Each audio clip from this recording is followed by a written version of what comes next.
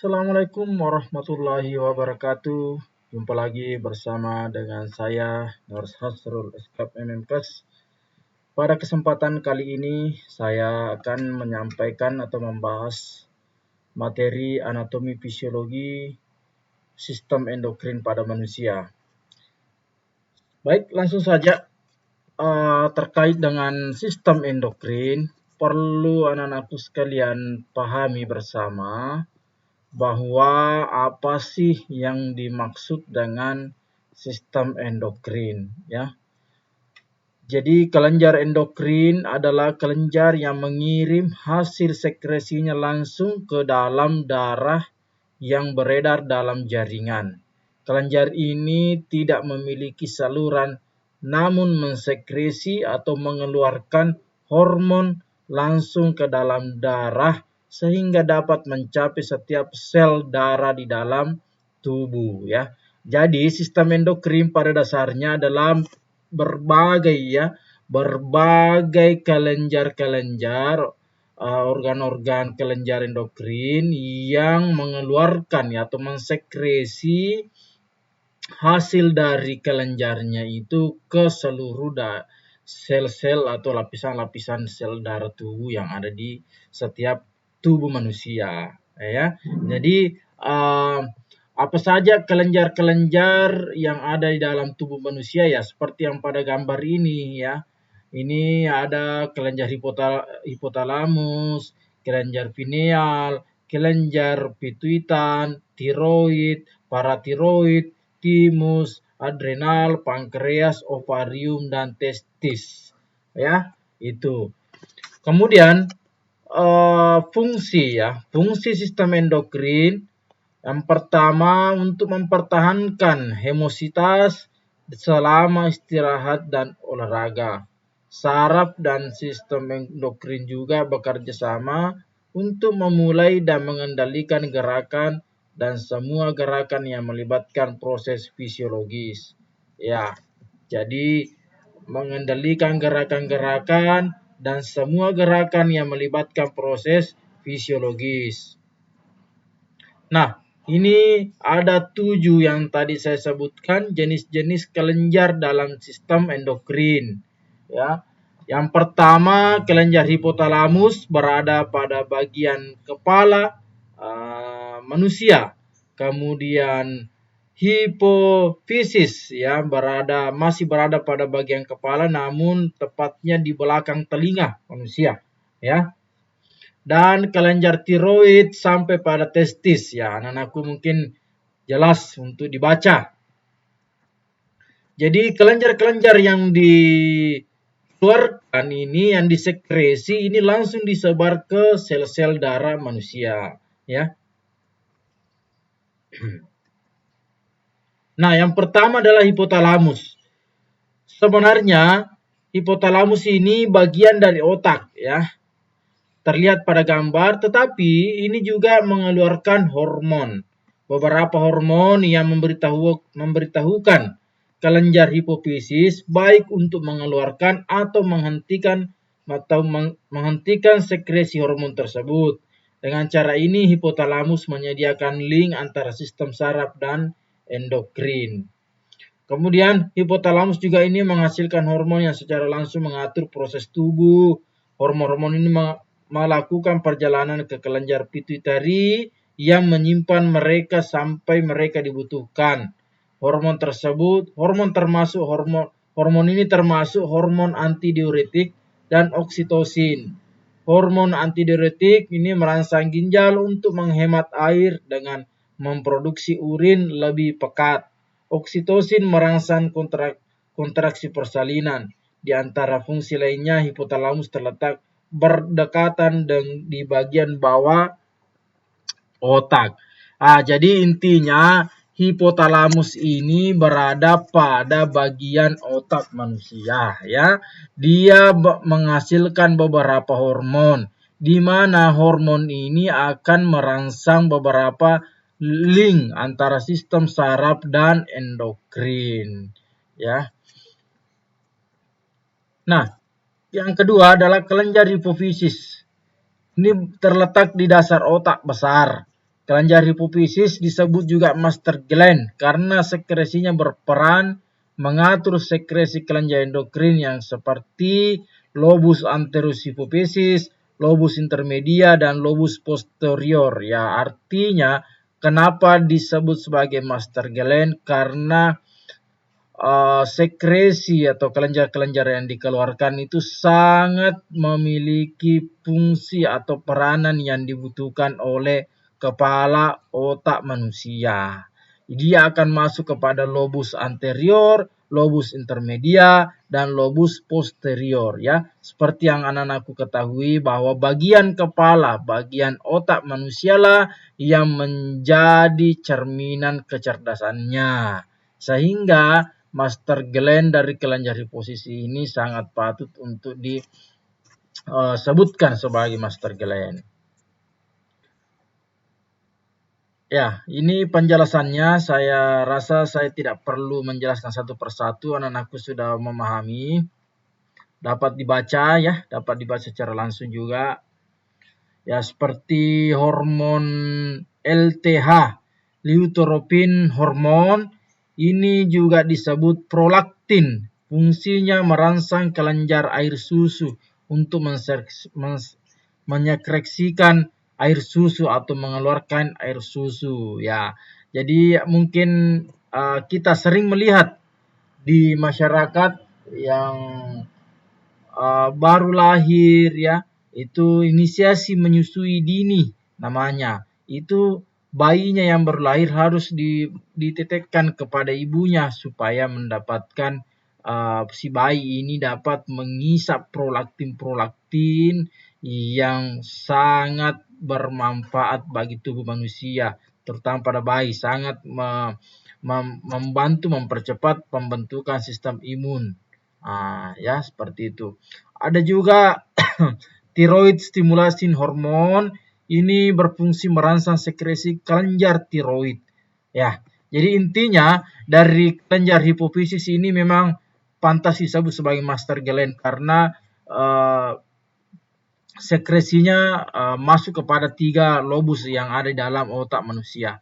Ya, lobus anterior tadi, lobus intermedia, ini menghasilkan melanoktin stimulasi hormon yang berfungsi mengatur perubahan warna kulit. Kemudian lobus posterior hipofisis ini menghasilkan 2 bagian hormon, vasopressin yang mempengaruhi tekanan darah, serta oksitosin berfungsi membantu proses kelahiran pada wanita, ya. Jadi oksitosin, jadi bidan atau dokter itu kalau perempuan atau istri pasiennya ini tidak bisa lagi secara alamiah mengeluarkan anaknya dengan proses mengedan dan lain-lain sebagainya, maka dibantu dengan injeksi oksitosin. Nah, itu bantuan injeksi oksitosin, ya, untuk membantu hormon ini oksitosin sehingga kemampuan mengedan, kemampuan bayi untuk didorong keluar itu maksimal lagi. Ya, seperti itu. Jadi tidak ada itu proses persalinan, anak-anak sekalian perlu tahu, tanpa bantuan proses oksitosin. Ya, itu. Meskipun ada hormon yang mengeluarkan oksitosin dalam tubuh wanita, ya, namun itu dianggap kurang maksimal. Kelenjar tiroid ini terletak di kiri dan di kanan trakea daerah faring, ya. Ini jelas gambarnya, ya. Jadi nadi karotid, ya. Ini kelenjar tiroid, ya. Ya, jadi dia sepenuhnya melingkari batang tenggorokan kita, ya, seperti tadi yang di bagian sistem pencernaan, ya, kerongkongan, ya, dia melingkari di sini. Fungsinya apa? Dia mempengaruhi metabolisme sel, mempengaruhi pertumbuhan, dan mempengaruhi perubahan tiroksin. Apa sih itu hormon tiroksin? Ini banyak mengandung yodium, ya, sehingga kalau kita menemukan masyarakat yang menderita penyakit gondok. Ya. Biasa kita lihat besar pada bagian lehernya, maka yang bermasalah adalah kelenjar tiroid pasien tersebut. Kenapa ya? Karena dari kelenjar tiroid ini menghasilkan berbagai hormon, salah satunya tiroksin. Ini akan memproduksi berbagai yodium. Jadi kalau yodium tidak normal di tubuh kita, maka akan menyebabkan timbulnya penyakit gondok. Seperti itu anak-anakku ya.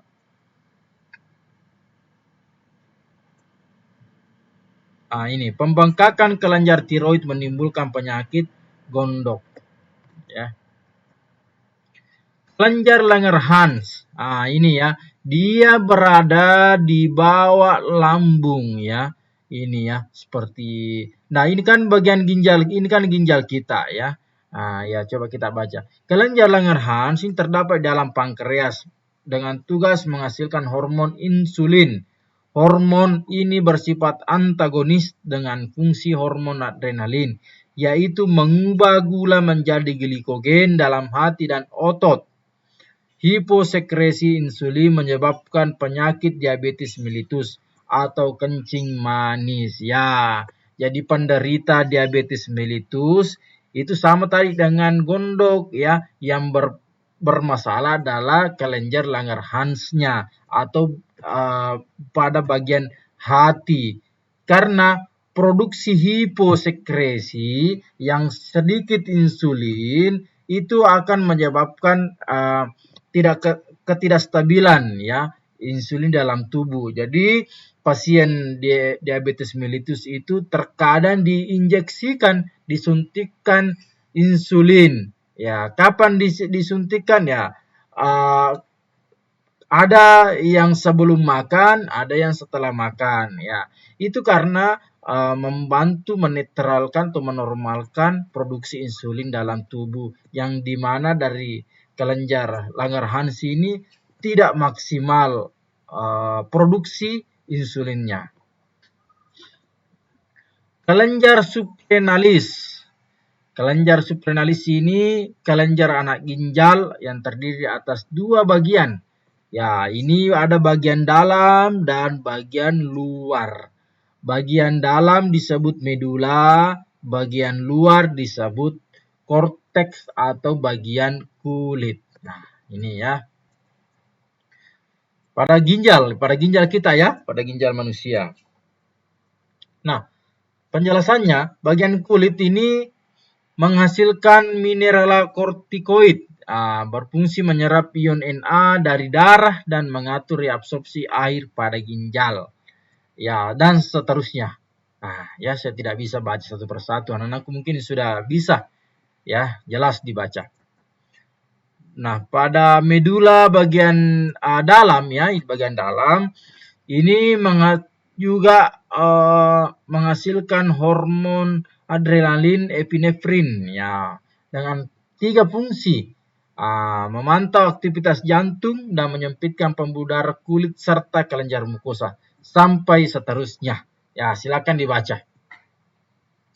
Nah, yang keenam adalah ovarium. Ini ovarium, kelenjar kelamin wanita yang berupa ovarium yang menghasilkan hormon estrogen, hormon progesteron, dan sel telur atau ovum.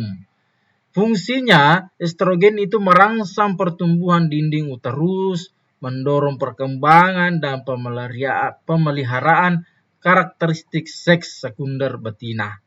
Fungsi progesteron untuk mengatur pertumbuhan plasenta, menghambat sekresi FSH, dan melancarkan air susu bagi ibu yang menyusui.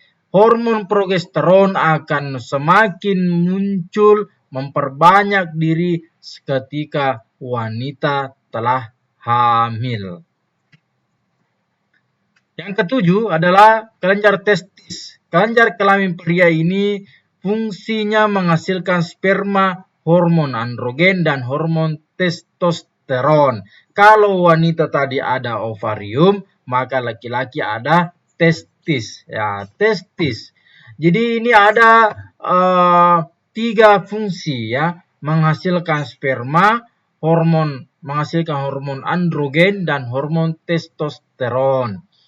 Hormon androgen, apa fungsinya? Ini akan mendukung pembentukan sperma pada laki-laki, mendorong perkembangan dan pemeliharaan karakteristik seks sekunder jantan. Kemudian hormon testosteron ini hampir sama dengan androgen. Selain itu, testosteron juga ini bertanggung jawab terhadap percepatan pertumbuhan remaja. Nah, setelah kita membahas satu persatu dari kelenjar-kelenjar yang ada di pada sistem endokrin, nah, macam-macam penyakit yang mungkin atau biasa muncul pada sistem endokrin manusia. Yang pertama, insufisiensi adrenal. Ya, ini disebabkan karena kelenjar adrenal merilis terlalu sedikit diproduksi. Ya, kemudian penyakit Cushing, ya, kelebihan hormon kelenjar, ya, inilah kelebihan. Ya, kondisi serupa disebut sindrom Cushing dapat terjadi pada manusia, terutama anak-anak yang mengkonsumsi obat kortikosteroid. Kemudian gigantisme, ya, hipertiroidisme, kemudian hipopituitarisme. Ya, silakan dibaca anak-anak sekalian. Oke, ya, jadi saya rasa untuk sistem endokrin yang perlu anak-anakku pahami adalah jenis-jenis dari kelenjar pada sistem endokrin. Ada 7 ya, jangan dikurangi dan jangan ditambah. Jadi ada 7. Yang pertama hipotalamus, hipofisis, kelenjar tiroid, kelenjar Langerhans, adrenal, ovarium, dan testis. Ini yang anak-anakku harus memahami betul-betul dari jenis-jenis kelenjar endokrin, ya. Oke, saya rasa sekian cukup dari saya. Untuk tugasnya masih sama dengan penugasan-penugasan sebelumnya. Anak-anakku menarik kesimpulan dari apa yang saya sampaikan, ya. Insya Allah sisa 1 materi lagi yang akan saya bawakan, dan nantinya dari 7 jumlah pertemuan atau 7 materi ini semua akan ada tugasnya, tugas menarik kesimpulan, dan akan saya nilai. Kemudian setelah itu pertemuan ke-8 adalah ujian akhir semester, dan ujian akhir semesternya akan berupa tugas, serta tugasnya akan saya berikan melalui YouTube Lontara Channel ini dan LMS ITKAS Muhammadiyah Sidrap. Mungkin itu saja dari saya para mahasiswa. Saya mohon untuk di like, subscribe YouTube Lontara Channel ini untuk mendukung saya dalam memberikan video-video edukasi kepada seluruh mahasiswa yang saya ajar. Terima kasih. Assalamualaikum warahmatullahi wabarakatuh.